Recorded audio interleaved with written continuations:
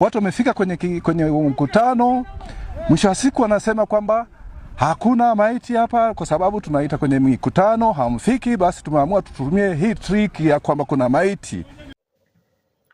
Karibu sana msikilizaji, tuendelee kufahamishana, lakini pia niweze kuhakikisha kwamba ninakupatia uchambuzi wa kina kuhusu kinachotokea ili kuweza kuhakikisha kwamba tumepata kufahamika na kuelewa kinachotokea. Msikilizaji, kuna taarifa ninazozipokea kutoka eneo la Mbeya ambapo viongozi wa chama cha CCM wamewaita watu waende kutambua maiti. Kumbe hakukuwa na maiti, walihitaji watu waende mkutano ama kuhudhuria mkutano wa chama hichi cha CCM. Jambo hili msikilizaji, limefanya wakaaji wa maeneo haya kuweza kushtuka, kwa sababu walitegemea kwamba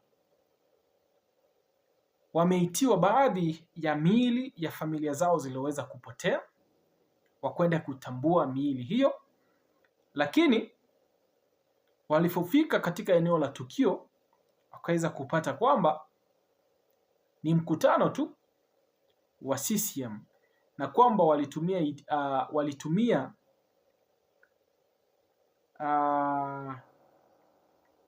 maneno haya ya kuwaita waende kutambua miili kama njia ya kuweza kupata watu watakaohudhuria mkutano huo wa CCM. Lakini hebu nikusomee taarifa hii msikilizaji, kisha tuweze kuichambua zaidi. Taarifa hii inasoma hivi: Njoeni kutambua maiti, kumbe ni mkutano wa CCM. Viongozi wa serikali kupitia Chama cha Mapinduzi CCM Mbeya wametumia mbinu ya kusema kuna maiti, ya kusema kwamba kuna maiti ambazo zipo na watu waje kuzitambua maiti hizo. Kumbe hakukuwa na maiti, walitaka tu watu waende mkutanoni. Hii ina maana gani msikilizaji? Ikapita PA ambayo inaonyesha wameilipia PA kwa ajili ya kutangaza tangazo la kifedhuri kabisa kwamba kuna maiti zimeokotwa, ziko kwenye ofisi za kata, wananchi wote mfike pale ili mkatambue maiti. Watu kwa taharuki wakatoka kwenda kwenye ofisi. Yaani cha ajabu, kumbe haliko. Yaani kwenye nyakati hizi ambazo watu wanapotea, watu wanakufa, wao pasipokuwa na ufahamu wanaamua kabisa kuzua taharuki kwenye jamii. Watu wanalalamika, watu wamefika kwenye mkutano, mwisho wa siku wanasema kwamba hakuna maiti hapa kwa sababu tunaita kwenye mikutano hamfiki, basi tumeamua tutumie hii trick ya kwamba kuna maiti.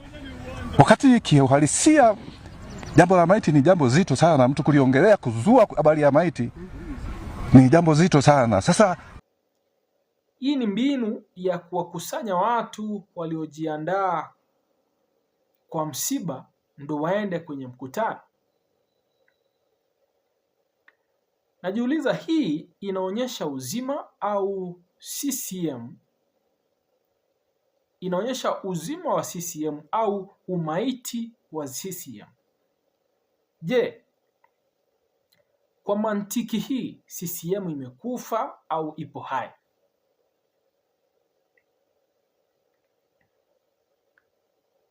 Msikilizaji, mwananchi huyu anasema hivi: nimeshtukia kama mkutano wa CCM unaitishwa kwa jina la kutambua maiti. Basi ni wazi kwamba CCM ndo maiti yenyewe. Wananchi yetu, endeni tusikilize hiyo maiti, tumeitambua ni CCM na imekufa, ndo maiti yenyewe hapa. Msikilizaji, hatua hii ambayo viongozi wa CCM katika eneo hili mkoa huu wa Mbeya waliweza kuchukua, cha kwanza ni hatua ambayo inawakosea adabu wa Tanzania ama wakaaji wa eneo hili la Mbeya. Sababu ya kwanza, wanaelewa fika familia nyingi ziliweza kuwapoteza wapendwa wao siku ya Oktoba 29, siku ya uchaguzi mkuu. Watu waliweza kuuawa sehemu mbalimbali na miili yao haijawahi kurudishwa.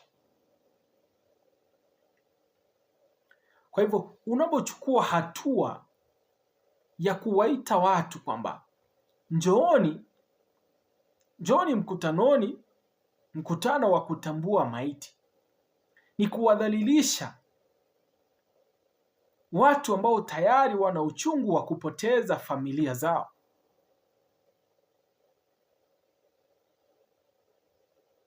Msikilizaji, viongozi ambao wanatumia akili zao vizuri hawawezi kutumia mfano kama huo, hata kama walielewa kwamba mkutano wao haungeshuhudiwa ama haungehudhuriwa na watu. Haiwezi kuwa sababu hiyo kwamba ndo peke yake wangeweza kuitumia kuweza kuhakikisha kwamba watu kutoka eneo hili wamekwenda kuhudhuria kikao hicho cha CCM.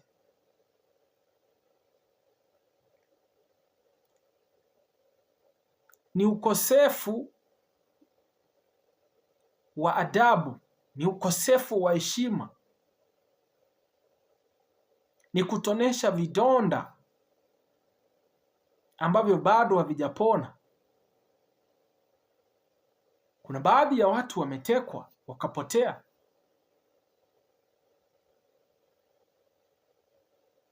Watu wanaweza wakafikiria basi ikiwa ni kuenda kutambua miili ndugu zetu waliopotea, waliotekwa kwa kilazima, huenda tunaletewa miili yao, basi twende tukatambue, kisha tukapewe miili tukazike, tuweze kuelewa kwamba hawa walikwenda mbele ya haki.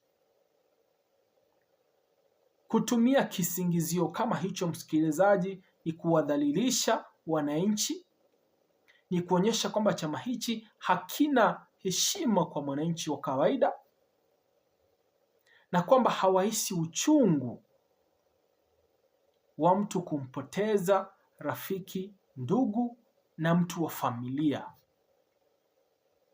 Msikilizaji, achia maoni yako kwenye comment section kuhusu swala hili lililotokea eneo la Mbeya. Achia maoni yako kwenye comment section, lakini pia tia subscription. Hakikisha kwamba unaendelea kutufuatilia ili kuhakikisha kwamba unaendelea kufahamika kuhusu kinachotokea.